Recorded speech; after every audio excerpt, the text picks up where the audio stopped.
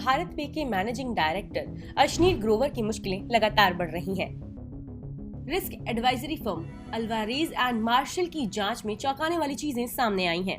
भारत पे कंपनी की practices, accounting, approval process, expenses और हायरिंग की व्यापक जांच करा रही है। इसके लिए कंसल्टेंसी फर्म PwC की सर्विसेज भी ली जा रही हैं। उधर RBI भी भारत पे में कोऑपरेटिव गवर्नेंस के पालन का पता लगा रहा है। इसकी वजह है कि भारत पे यूनिटी स्मॉल फाइनेंस बैंक के प्रमोटरों में से एक है। RBI बैंक का लाइसेंस तभी देता है जब उसके प्रमोटर को फिट और प्रॉपर पाया जाता है।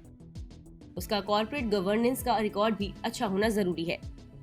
अल्वारेज एंड मार्शल ने अपनी रिपोर्ट 2024 को भारत पे के बोर्ड को सौंपी थी। इसमें फाइनेंशियल फ्रॉड होने की जानकारी दी गई है। बताया गया है कि इसके दो मुख्य आधार हैं। इसमें से पहला रिक्रूटमेंट से घोटाले से जुड़ा है, दूसरा ऐसे वेंडर्स को पेमेंट से जुड़ा है जो वास्तव में है ही नहीं।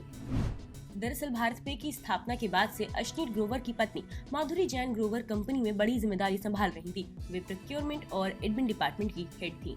भारत पे HR कंसल्टेंट के जरिए डिप्लॉयज का रिक्रूटमेंट करती थी। इसके लिए HR कंसल्टेंट को फीस चुकाता था। जांच में पाया गया कि कंपनी खुद स्टाफ की भर्ती करती थी, लेकिन इसके लिए फीस कई स्टाफिंग कंपनियों को चुकाई जाती थी, जिसका इस रिक्रूटमेंट से कुछ भी लेना देना नहीं होता था। पता चलता है कि ये कंपनी आपस में जुड़ी हुई थी और इनका कनेक्शन माधुरी ग्रोवर से था। A&M ने रिक्रूटमेंट कंपनियों को चुकाई गई फीस के इनवॉइसेस को देखा है। भारत पे को ज्वाइन कर चुके कर्मचारियों ने इनवॉइसेस में दी गई ज्वाइनिंग तारीख को कंफर्म किया है, लेकिन इन कर्मचारियों ने उन हायरिंग फर्म्स के जरिए रिक्रूट किए जाने से इनकार किया है जिन्हें भारत पे ने इसके लिए फीस चुकाई है। उन्होंने ये भी कहा है कि उन्हें इन फर्म्स के बारे में कोई भी जानकारी नहीं है। कम से कम 3 मामलों में पाया गया है कि माधुरी जैन ग्रोवर ने वेंडर्स के ये इनवॉइसेस लिए थे, फिर इन्हें पेमेंट के लिए अकाउंट टीम को फॉरवर्ड कर दिया था। ये कंपनियां ज्यादातर सोल प्रोप्राइटरशिप थी। ये इनवॉइसेस श्वेतांक जैन ने तैयार किए थे, जो माधुरी के भाई हैं। इन रिक्रूटमेंट फर्म्स के बीच कई तरह की समानताएं पाई गई हैं। इनके email address, physical address, formats, bank branches जैसी चीजें एक हैं। सबसे खास बात यह है कि सभी पानीपत में हैं। ये भी पता चला कि माधुरी असल में पानीपत की रहने वाली हैं। इन्वेस्टिगेशन में पाया गया कि सिर्फ 2 वेंडर्स को उस काम के लिए भारत पे की तरफ से 4 करोड़ रुपए की पेमेंट की गई, जो कभी की ही नहीं गई थी।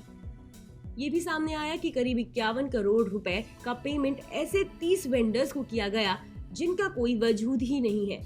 इन वेंडर्स को किए गए पेमेंट को director general of GST intelligence ने पकड़ा था। भारत पे ने सर्विस टैक्स की डिमांड को चैलेंज करने के बजाय पेनल्टी के साथ 11 करोड़ रुपए के बकाया का भुगतान किया।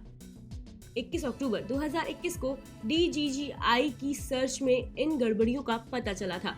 कोटक वेल्थ मैनेजमेंट के साथ अश्नीर ग्रोवर की कानूनी लड़ाई शुरू होने के ठीक 10 दिन पहले DGGI ने टैक्स चोरी के आरोप में कंपनी के अधिकारी को 1 नवंबर को नोटिस भेजा था। कंपनी ने DGGI को 11 नवंबर को नोटिस का जवाब भेजा था। इस लेटर पर दीपक जगदीश राम का सिग्नेचर था। N&M की रिपोर्ट में कहा गया कि गुप्ता प्रोक्योरमेंट के लिए जिम्मेदार था। वह माधुरी का ब्रदर इन लॉ है। N&M ने भारत पे के बोर्ड को व्यापक जांच की सलाह दी है। इससे ये पता लगेगा कि कंपनी क्यों ऐसे वेंडर्स को पेमेंट कर रही थी जिनका वजूद ही नहीं है। देश और दुनिया की तमाम खबरों के लिए देखते रहिए मनी कंट्रोल हिंदी।